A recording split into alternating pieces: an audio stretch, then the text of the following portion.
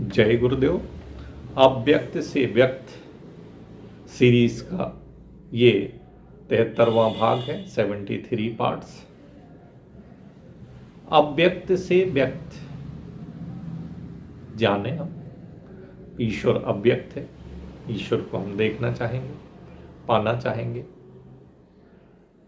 अव्यक्त का मतलब जो हमें दिखाई नहीं देता या जो हमारे सामने नहीं है। तो अव्यक्तता को दूर करने के लिए, अर्थात अव्यक्त से व्यक्त करने के लिए, अव्यक्तता को दूर करने के लिए निमित्त कारण की आवश्यकता है। यहां प्रश्न उठता है कि यह निमित्त कारण क्या करता है जिससे अव्यक्तता दूर हो जाती है। तो निमित्त कारण समवायी कारण अथवा उपादान कारण में गति उत्पन्न करता है। निमित्त कारण क्या करता है?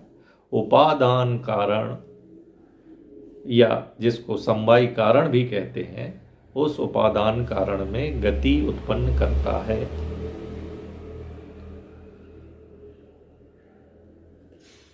उपादान कारण अपने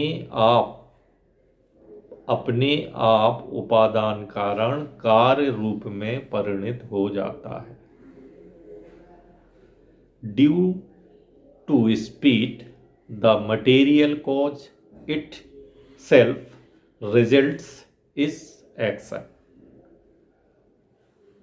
विशेष क्या है यहां पे? गति, अभी कहा गया है कि निमित्त कारण उपादान कारण में गति प्रदान करता है, गति उत्पन्न करता है। निमित्त कारण उपादान कारण में गति उत्पन्न करता है। यहां विशेष क्या है कि गति दी नहीं जाती, बल्कि गति तो वस्तु के स्वभाव का एक अंग है। गति बाहर से नहीं दी जाती, गति वस्तु के स्वभाव का अंग है। तो यहां समझने की बात यह है कि मुख्य कारण गति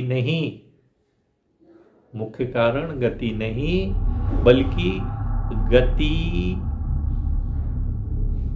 का आधार उपादान कारण प्रकृति है।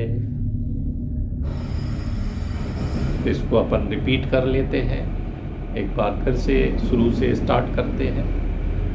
अव्यक्त से व्यक्त करने के लिए जो चीज अव्यक्त है उसको व्यक्त करने के लिए, उसको पाने के लिए, उसको देखने के लिए, उसको अपने सामने करने के लिए, क्योंकि अव्यक्त उसको कहते हैं जो हमको दिखाई नहीं देता है या जो हमारे सामने नहीं है, वो हमारे लिए अव्यक्त है।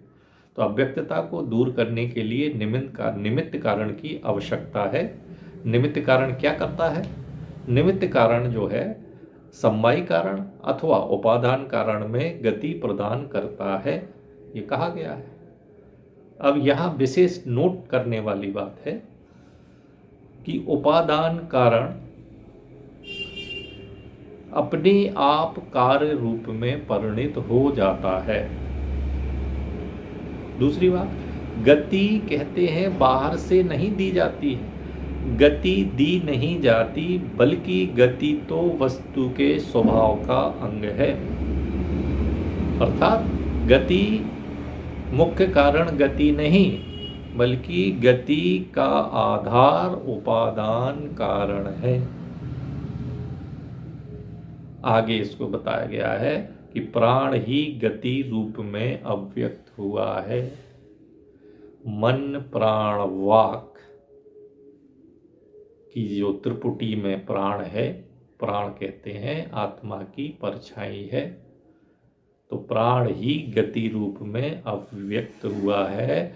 और यही फंडामेंटल फोर्स है। कहते हैं ज्यों ज्यों हम सूक्ष्म संसार में आगे बढ़ते जाएंगे, त्यों त्यों गति की तीव्रता भी बढ़ती जाएगी। तो जो आलम्बन कारण है उसको हम अव्यय बोलते हैं और उसी को हम परात्पर ब्रह्म बोलते हैं। जो निमित्त कारण है वो उसको हम अक्षर बोलते हैं, उसको हम परब्रह्म बोलते हैं और वो अविनाशी है। जो उपादान जो कारण है वो क्षर है, वो विनाशी है, उसको हम ब्रह्म बोलते हैं। निमित्त कारण अक्षर, जो निमित्त कारण है वो अक्षर है, वो गतिमान है, वो क्रियावान है, वो सक्रिय है, वो परब्रह्म है।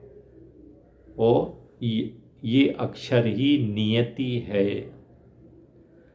अव्यय निष्क्रिय है और अक्षर सक्रिय है। अव्यय जहाँ ज्ञान है, अक्षर वहाँ क्रिया है। नमस्कार।